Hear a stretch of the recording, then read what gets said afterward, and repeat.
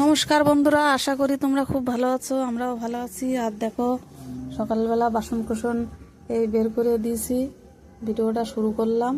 আর দেখো, রাত্রিবেলা আলু কেটে রেখেছিলাম দোকানের জন্য, মালটাল অনেকটা গুছিয়ে রেখে দিয়েছি। আর দেখো, ঘরটা সব মোছা হয়ে গেছে।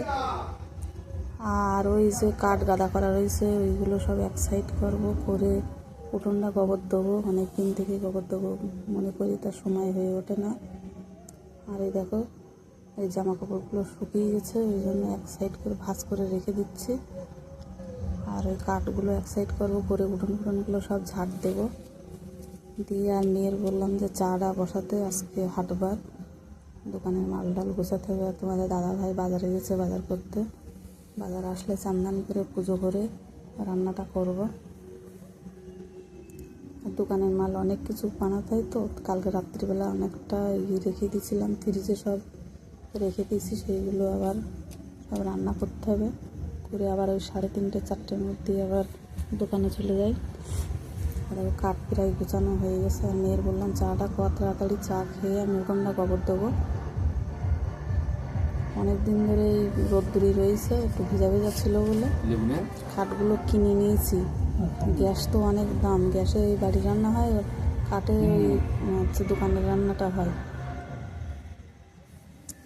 এখন তো গ্যাস শেষ হয়ে যাবে তাড়াতাড়ি। 4-5 কিলো করে আলু তরকারি করতে হয় সিঙ্গাড়ার জন্য, অনেক কিছু আইটেম করি, তো ওই জন্য আলুটা বেশি লাগে। প্রত্যেক দিন 4-5 কিলো করে আলু লাগে।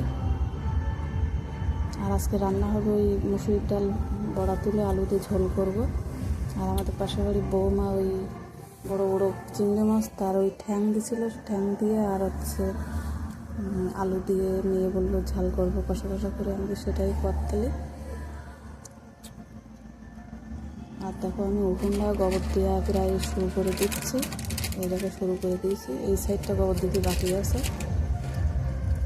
এখন গোবর দিয়ে দেখো হচ্ছে রান্নাঘরে চলে আসলাম। রান্নাঘরে এসে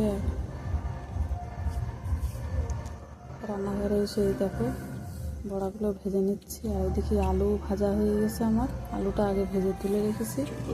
আর এদিকে দেখো ভাত হচ্ছে, একদিকে তরকারি হচ্ছে, এই বড়াটা ভাজা হচ্ছে। আর এদিকে দোকানের রান্না অনেকটা এগিয়ে গেছে, আর রান্না বান্না হয়ে গেছে, আমরা খাওয়া দাওয়া শুরু করে দিয়েছি।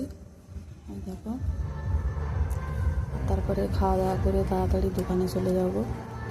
দোকানে অনেক মাল রেডি করতে হয়, তো ওই জন্য আমরা 3:30 4টের মধ্যে দোকানে চলে যাই। আর এই দেখো, সিঙ্গাড়াও আমার রেডি করা হয়ে গেছে। আর এদিকে চিকেন পকোড়া, ওটাও ভাজা হয়ে গেছে। এখন 4:30 মানে বেজে গেছে। আর তারপরের দিন সকালের ভিডিও। এই দেখো, আমাদের এখানে বাঙড়ে মাছ ধরা চলছে, বড় বড় জাল দিয়ে হচ্ছে মাছ ধরা হচ্ছে। আর ওই দেখো, তোমাদের দাদা ভাই বসে বসে দেখছে মাছ ধরা। আর এখন এই 3:30 4টে বাজে, আজকে দোকান দিচ্ছি না বলে ওই যে বাঙড় ধারে এসে মাছ ধরা দেখছি। চলো বন্ধুরা, আশা করি ভিডিওটা তোমাদের খুব ভালো লাগবে। চলে গেছে মেয়ে।